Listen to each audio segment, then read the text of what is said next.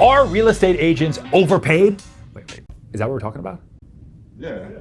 I mean, obviously the answer is no, but okay, fine.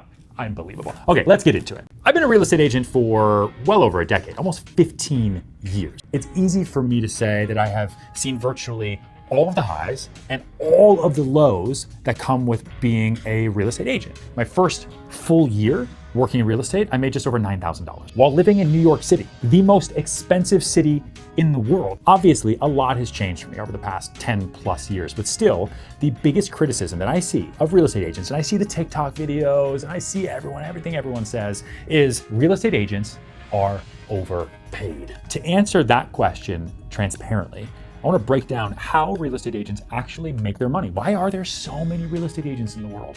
Starting with commissions and splits. So, as many of you probably know, most real estate agents only make money when they help someone buy, sell, or rent a home successfully. Real estate agents are, on average, paid a bulk commission of 5 to 6%. Okay? That is the national average. Some places, it's 8%, 10%. Other places, it's 1%, 1.5%. However, those splits, those percentages, most often get split between a buyer's agent and a seller's agent, meaning that each agent is really only getting 2.5 to 3% of the purchase price of the home, and that's the net purchase price. Now, in the United States, the median home price in 2022 was $428,000. And going into 2023, we're seeing that stay pretty consistent. Thank God. So, if you're a real estate agent and you help your client buy or sell a home at the US's median home price of $428,000, that means that the total commission from that deal is going to be anywhere from just over $21,000 to just over $25,000. Now that's that 5 to 6% number, but most home sales are done with 2 agents, not just one. So of that amount, your cut, if you're one agent, is going to be half. So you've just sold a home at the US median price, and your commission will be anywhere from $10,700 to $12,840, depending on whether you get 2.5 or 3% commission. So let's say that you got 3% commission on the sale of a $428,000 home, coming out to a total commission of $12,840. Okay? The average commission on the average sale in the United States of America. Well, now your brokerage is going to take anywhere from, let's say, 10% on the low end, especially now, beginning of the year, right, all the way up to 50% on the high end, depending on your market.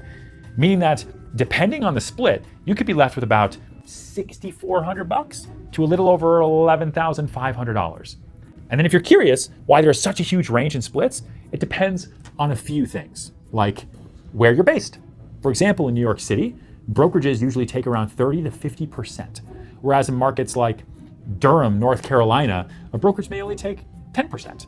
Now, the level of service that you're receiving from your brokerage, right? Some brokerages, like my company Serhant, offer incredibly bespoke custom execution services like content creation and branding, whereas a lot of other brokerages may just offer the bare minimum to their agents, like, we're going to give you an email and a website. You're good to go sell real estate, hooray, don't come back to us unless you have a major problem. Now, it also depends on how many years of experience you have. When you're just starting out as a real estate agent, your split with your brokerage is going to be lower. Let's say you're brand new and you're joining a team, your split might be 50% just with that team. And then the team has to pay another percentage to the brokerage because you're going to need more help. Right? You're going to need training and guidance. But if you have decades of experience and have sold tens to hundreds of millions of dollars worth of real estate, then there's a lot more room to negotiate and get a better split. Now that's that 5 to 6% number. But most home sales are done with 2 agents, not just one. So of that amount, your cut, if you're one agent, is going to be half. So you've just sold a home at the US median price, and your commission will be anywhere from $10,700 to $12,840, depending on whether you get 2.5 or 3% commission. Okay, so that splits. And for the sake of our example, let's say that you have a 70-30 split with your brokerage, right? You're in a city like New York City, meaning that you're receiving 70% of your $12,840 commission, coming out to about $9,000. But guess what? Now you have your expenses. Do you have an assistant or a team? Are you spending money on advertising? What about office space or even the gas for your car? These expenses can range heavily. If you're a small agent, then these may only be a few $100 a month. But if you're a bigger agent that is managing more projects, a huge team, etc., then these costs can really, really quickly get into the tens of thousands, if not hundreds of thousands of dollars per month. So that is how most real estate agents make their money. They live commission check to commission check, and they earn that commission, which is then split with the other agent or multiple agents if there are multiple agents working on that deal. Then their commission is split again by some percentage with the brokerage, the company that they're at. And then lastly, they have to pay all of their expenses out of that last remaining dollars, and then they have to pay tax. Now, the second way that some real estate agents can make money, although it's not very common, is by having a salary. Some brokerages, like Redfin, pay their agents a base salary and then give them bonuses based on the homes that they sell. But the caveat there is that if you're receiving a salary from your brokerage, then your bonuses, which are basically the same thing as commission, are going to be much, much, much, much lower on a percentage basis. So base salaries at brokerages like Redfin can range pretty significantly depending on how much you sell, but they will usually sit right around $45,000 a year on average. It's far more akin to, being a waiter than anything else. Now, the third and final way that most agents can make money is through referrals. So let's say that I have a client moving from New York City to Austin, Texas, that wants to buy a home. I can refer my client to another agent in Austin for a cut of the commission on that deal that agent is going to do, which is usually around 25% of the gross commission from a single side of the transaction. So for example, if the client that I refer ends up purchasing a $1 million home in Austin and the total commission is 6%, the agent that I referred my client to will end up probably getting half of that, so 3% or about $30,000. But being that I referred the client to that agent, I will get 25% of that 3%, which in this example is $7,500 just for introducing my client to another agent in another state. So this is definitely one of the easiest ways for agents to make money, because after you make the introduction between your client and the new agent, for the most part, you're basically done. But this is also a much more inconsistent way to making money.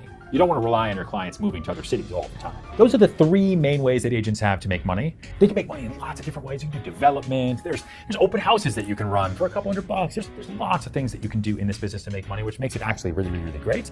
But I need to answer the question, the main question, the big question that I'm being forced to answer in this video, which is, are real estate agents overpaid?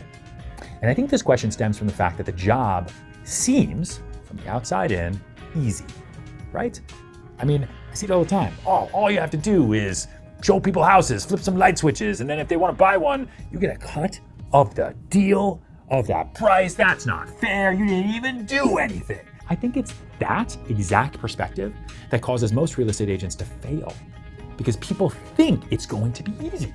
And then they realize, wait a minute, nothing's guaranteed. How do I even meet these people? I have to get deals done on my own? This is all on me? There's no benefit. I just spent a month with this person and then they didn't even buy anything and I don't even get paid for it? This is way too much work, and then they quit. It's the same reason why the National Association of Realtors reported that 87% of real estate agents fail and quit the business in their first 5 years. So it should probably be unsurprising that, according to US News, the median income for real estate agents in 2021 was just $48,000. And is $48,000 per year overpaid? I don't think so. Especially when these agents are helping their clients navigate some of the most significant financial decisions of their entire lives with no financial guarantees.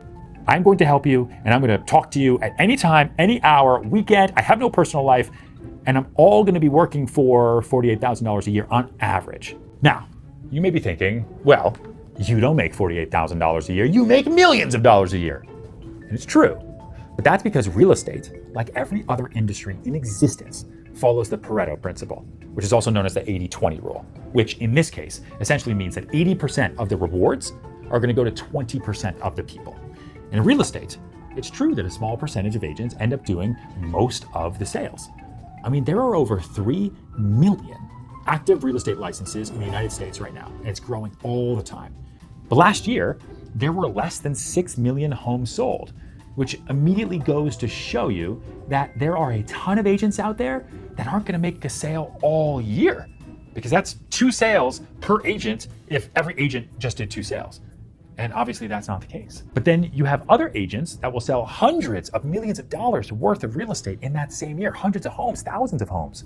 And this isn't unique to real estate though. This is the same pattern that applies to virtually every field of life. A small minority of authors sell the majority of the books we read. Is that fair? A small minority of musicians receive the majority of our listenership and therefore their royalties and their payments. Is that fair? A small minority of coffee shops sell the majority of coffee in the world that we drink. So you see where I'm going with this, right? So maybe the question should be, are the top producing real estate agents overpaid? In other words, if we were to ignore all of the agents that are making less than $100,000 a year, which is 79% of all agents, are the remaining 21% of agents overpaid? And again, big surprise here, but I still think the answer is no. When done well at a high level, being a real estate agent requires you to build and maintain a network of incredibly successful, busy people all across the globe and work 7 days a week. There are no days off for the top performing real estate agents in the world. There's no personal life. There's a significant amount of work that goes into it with no guarantees, with no benefits, no weekends, no nights. There's no PTO in this business. Can you make a lot of money? Sure. Can you also make no money and quit like 87% of the other agents who get into the business? Absolutely. There's an anecdote that I've heard that I think makes the most sense here to explain. It's that a woman paid a guy $10,000 to screw something in. And she said, oh wait, $10,000. All you did was screw that thing in. I could have done that for $1. That doesn't make any sense. I want my money back. He said, you know what? I'm going to send you an invoice so you can understand. And on the invoice, it said $1 to screw it in, $9,999 to know which screw to turn. Because at the top level, what you're paying for is not just somebody to do the thing, but it's to know how to do the thing, how to do it right, and how to do it to the best benefit of their client. Which is why you could go to a doctor right out of school and get some surgery, and maybe it'll be free, maybe insurance will pay for it, maybe it'll be cheap. But then you might not be able to walk for a long time. Or you go to the best, and you pay for the best, just like in every other example I gave you. So sure, it's true that real estate agents just sell houses, but that doesn't take into account all of the management, all of the work, the management of lead flow, the inbound, the outbound, showing properties, the driving, the commuting, the everything, the negotiations, the dealing with legalities, the fact that they are 18-hour work days, and all of the other things that go in behind the scenes that I'm just not gonna lay out because it is a lot. And as a real estate agent, our job is effectively to take on stress on behalf of our client. And the amount you are compensated is equivalent to the amount that stress is worth. The amount of money you are paid is proportionate to the difficulty of the problems that you are solving. So when I'm given a big property to sell that no one else thinks it's even sellable, and I come in and I grind and I work and I find someone on the other end of the world to do that deal, and we get it sold, there's a percentage there whether I get it sold or not get it sold. Except when I get it sold, I just solved a really, really, really difficult problem for that seller, and they're making way more money than I am. Let's take a step back. If you help a billionaire manage a major time-consuming headache on their behalf, like buying a multi-million-dollar home, getting paid a few $100,000, is gonna be a pretty good, reasonable fee because the stress is really, really, really high and it's a lot of work. It would be much more expensive for that billionaire to try to manage that process on their own, given how much their time is worth. They're actually saving money by paying someone to do that work for them. On the other hand, if you're helping 100 people with more modest incomes buy their first or second homes each year, getting paid a few $1,000s for each deal to help them navigate that process, it's gonna be pretty reasonable, right? Given that purchasing a home is one of the biggest financial decisions of their lives. And we also take on fiduciary responsibility. If someone buys a home and they shouldn't have, there's something really, really wrong with it. If it was a really, really, really bad deal, they can sue us. And that happens all the time. Do you have that type of stress and responsibility in your line of work? Are athletes overpaid? $500 million a year to pay a game? I don't know. Is that fair? But those people can do something that most people can't. They perform at a high level that most people can't, and they're paid in proportion to the value that they provide to the world. Real estate agents are no different. Sometimes they make it look easy, just like throwing a ball at one time. So if this was helpful, like, subscribe, send this to your friends. Thank you so much for being here on more Ryan Serhant. I love you. I'll see you soon. Oh, also, I just launched a podcast today. Oh, just hit me in the throat. It's called Business of Influence. Brand new. Our first episode just went live, so go. The details are in the caption. Our first interview is with Billy McFarland from Firefest, talking about how jail was and how to build a brand for better or for worse.